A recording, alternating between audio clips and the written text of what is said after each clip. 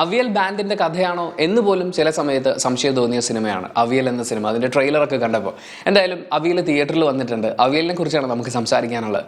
നമസ്കാരം, എൻ്റെ പേര് ഉണ്ണി എന്നാണ്. ചാനലിൽ നമ്മൾ വീഡിയോസ് ഒക്കെ ചെയ്യാറുള്ളതാണ്. ഈ വീഡിയോ ഇഷ്ടപ്പെട്ട ലൈക്ക് ചെയ്യുക, ഇഷ്ടപ്പെട്ടിട്ടില്ലെങ്കിൽ എന്തുകൊണ്ട് ഇഷ്ടപ്പെട്ടില്ല എന്ന് കമന്റ് ചെയ്യുക, ചാനൽ സബ്സ്ക്രൈബ് ചെയ്യുന്ന കാര്യം പരിഗണിക്കുക.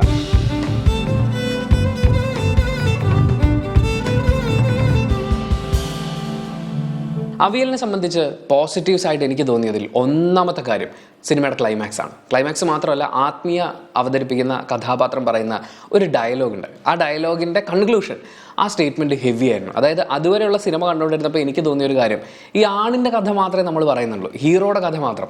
ഹീറോ പോയിട്ടുള്ള സിറ്റുവേഷൻസ് ഒക്കെയാണ് നമ്മളെ കാണിച്ചുകൊണ്ടിരിക്കുന്നത്. മിക്കവാറും ഈ കഥകളെല്ലാം അങ്ങനെ തന്നെയാണ്. ഒരു പെൺകുട്ടിക്ക് 5-6 പ്രേമുണ്ടായിരുന്ന കഥയൊന്നും അങ്ങനെ സിനിമയിൽ വരാറില്ല. പക്ഷേ നായകന് ഒന്നിലധികം പ്രണയങ്ങളാവാം, അതിൽ ലൈംഗിക ബന്ധമാവാം, അതിലൊന്നും കുഴപ്പമില്ല എന്നുള്ള രീതിയിൽ അവതരിപ്പിച്ച് വെക്കുന്ന, അതിനെല്ലാത്തിനെയും ഒറ്റയടിക്ക് ബ്രേക്ക് ചെയ്യുന്ന ഒരു ഡയലോഗുണ്ട് ആ ഒരു സീക്വൻസിൽ. അത് എത്ര പേര് മനസ്സിൽ കൊണ്ടു നടക്കുമെന്ന് അറിയില്ല, നാളെ എത്ര പേര് അത് സ്റ്റേറ്റസ് ആക്കും, ആഘോഷമാക്കും എന്നും അറിയില്ല. ബട്ട് സ്റ്റിൽ ആ ഡയലോഗ് പൊളിയായിരുന്നു. ആൻഡ് ആത്മീയ അത് ഗംഭീരമായിട്ട് ഡെലിവർ ചെയ്തിട്ടുണ്ട്. രണ്ടാമത്തെ പോസിറ്റീവായിട്ട് തോന്നിയത് സിനിമയുടെ തുടക്കത്തിലെ കുറേ എലമെന്റുകളാണ്. ആൻഡ് അതിൽ കുറേ ക്യൂട്ടായിട്ടുള്ള കുറേ സംഭവങ്ങൾ ഉണ്ടായിരുന്നു. അതിൽ വളരെ പവർഫുൾ ആയിട്ടുള്ള കുഞ്ഞു കുഞ്ഞു സാധനങ്ങൾ ഉണ്ടായിരുന്നു. അതൊക്കെയും വളരെ രസമായിട്ട് തന്നെ എനിക്ക് അനുഭവപ്പെട്ടു. മൂന്നാമത്തെ പോസിറ്റീവായിട്ട് തോന്നിയത് അഭിനയ പ്രകടനങ്ങളാണ്. ഇതിൽ അച്ഛൻ കഥാപാത്രത്തിന് എനിക്ക് നല്ലോണം ഇഷ്ടപ്പെട്ടു. ആ മനുഷ്യനെ കാണാൻ അങ്ങേര് നല്ല, നമ്മൾ ചില ആൾക്കാരെ കുറിച്ച് പറയില്ലേ, ഒരു ചക്കര മനുഷ്യനാണെന്ന് പറയില്ലേ, എന്ന് പറയുന്ന ആ ഒരു ചക്കര ഫീല് അദ്ദേഹത്തിൻ്റെ പെർഫോമൻസിലും ഒക്കെ ഉണ്ടായിരുന്നു. ആൻഡ് ഡയലോഗ് ഡെലിവറി ഒക്കെ ഹെവി ആയിരുന്നു.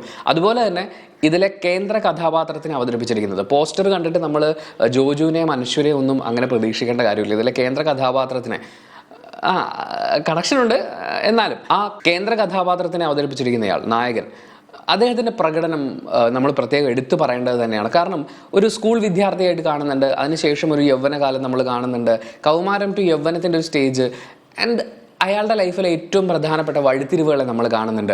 ഇതൊക്കെയും അയാൾ തന്നെ ചെയ്തിരിക്കുന്നു. നമുക്ക് ഇത് മോശമായിപ്പോയി, അല്ലെങ്കിൽ ഈ പാർട്ട് അയാൾക്ക് ഹാൻഡിൽ ചെയ്യാൻ പറ്റിയില്ല, ഇവിടെ വന്നപ്പോൾ കുറച്ച് അങ്ങനെ ആയിപ്പോയി എന്നൊന്നും പറയാനില്ല. ഭാഷ, പ്രകടനം എല്ലാം കൊണ്ടും അയാൾക്ക് കിട്ടിയ കഥാപാത്രത്തിനോട് വളരെയധികം നീതി പുലർത്തിക്കൊണ്ട് ആ കഥാപാത്രത്തെ അവതരിപ്പിക്കാൻ അദ്ദേഹത്തിന് പറ്റിയിട്ടുണ്ട്. എല്ലാവരും അവരവർക്ക് കിട്ടിയിട്ടുള്ള കഥാപാത്രങ്ങളെ അവരെ കൊണ്ടാവുന്ന വിധം മനോഹരമായി തന്നെ സിനിമയിൽ അവതരിപ്പിച്ചിട്ടുണ്ട്. എടുത്തു പറയണമെന്ന് തോന്നിയത് ഈ 2 പെർഫോമൻസുകളാണ്. അടുത്തൊരു പോസിറ്റീവായിട്ട് തോന്നിയത് സംഗീതമാണ്. ഈ സിനിമയിൽ സംഗീതത്തിനെ ഉപയോഗിച്ചിരിക്കുന്ന രീതിയാണ്. ഗിറ്റാറൊക്കെ കൊണ്ടുവരുന്നത് നമ്മൾ ട്രെയിലർ കണ്ടപ്പോഴേ വളരെ രസമായിട്ട് ഫീൽ ചെയ്തൊരു കാര്യം പറഞ്ഞിരുന്നു. ഗിറ്റാർ വായിച്ചുകൊണ്ടിരിക്കുമ്പോൾ തുണി അലക്കുന്നതൊക്കെ ഇങ്ങനെ സിങ്കായി വരുന്നതിൻ്റെ അതുപോലെയുള്ള കുറേ രംഗങ്ങളുണ്ട്. സംഗീതത്തെ വളരെ മനോഹരമായി ഉപയോഗിക്കുന്നത് നമ്മൾ സിനിമയിൽ കാണുന്നുണ്ട്, കേൾക്കുന്നുണ്ട്, അനുഭവിക്കുന്നുണ്ട്. ഇനി നെഗറ്റീവ്സിലേക്ക് വരികയാണെങ്കിൽ, ഒന്നാമത്തെ നെഗറ്റീവായിട്ട് എനിക്ക് തോന്നിയത് സിനിമയിൽ പല കാലഘട്ടങ്ങൾ കാണിക്കുന്നുണ്ടെന്ന് പറഞ്ഞല്ലോ. അപ്പോൾ ആ കാലഘട്ടങ്ങളുടെ ഒരു വ്യത്യാസം ഫീൽ ചെയ്യത്തക്ക രീതിയിൽ ഒരു കളറിംഗ് ഡിഫറൻസ് ഒക്കെ കൊണ്ടുവരാമായിരുന്നു എന്നെനിക്ക് തോന്നി. അതൊക്കെ ഒരു ചെറിയ ഡീറ്റെയിൽ ആണ്.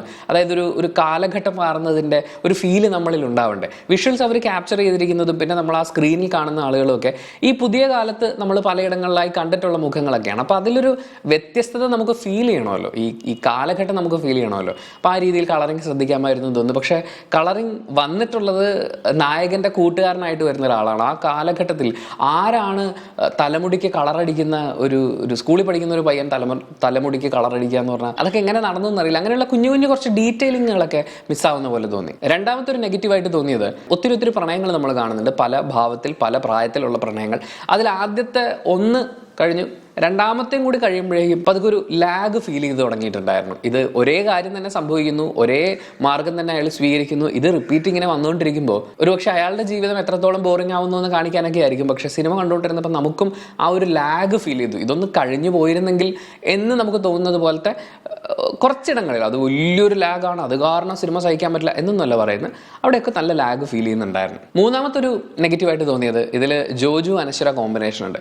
ആ കോമ്പിനേഷനിൽ നിന്നാണ് നമ്മൾ പ്രധാന സിനിമയിലേക്കൊക്കെ വരുന്നത്. അത് സംഭവിക്കുമ്പോൾ ഇത് മുഴുവൻ പറയേണ്ട ആവശ്യകത എന്ന് പറയുന്ന അതൊന്നുകൂടി ഒന്ന് എസ്റ്റാബ്ലിഷ് ചെയ്യാമായിരുന്നു എന്ന് തോന്നി. മോശമായി എന്നല്ല, ഒന്നുകൂടി ഒന്ന് എസ്റ്റാബ്ലിഷ് ചെയ്യാമായിരുന്നു എന്ന് തോന്നി. എന്തായാലും ആകെ സിനിമ എങ്ങനെ ഫീൽ ചെയ്തു എന്ന് ചോദിച്ചാൽ ഒരു മസ്റ്റ് വാച്ച് എന്നൊന്നും ഞാൻ പറയില്ല. പക്ഷേ കുഞ്ഞു കുറേ നല്ല എലമെന്റുകളൊക്കെയുള്ള, എന്നാൽ അവിടെ ഇവിടെയായി ചില ലാഗുമുള്ള, ഒരു വട്ടം കണ്ടിരിക്കാവുന്ന ഒരു സിനിമ. അങ്ങനെയാണ് എനിക്ക് അവിയൽ ഫീൽ ചെയ്തത്. നിങ്ങൾ ഈ സിനിമ തിയേറ്ററിൽ കണ്ട ആളാണെങ്കിൽ നിങ്ങളുടെ അഭിപ്രായങ്ങൾ വീഡിയോയുടെ താഴെ ഒരു കമൻറ്റായിട്ട് രേഖപ്പെടുത്തുക. And thank you so much for watching this video. Video ഇഷ്ടപ്പെട്ടാൽ ലൈക്ക് ചെയ്യുക, ഇഷ്ടപ്പെട്ടിട്ടില്ലെങ്കിൽ എന്തുകൊണ്ട് ഇഷ്ടപ്പെട്ടില്ല എന്ന് കമൻറ്റ് ചെയ്യുക. ചാനൽ സബ്സ്ക്രൈബ് ചെയ്യുന്ന കാര്യം പരിഗണിക്കുക.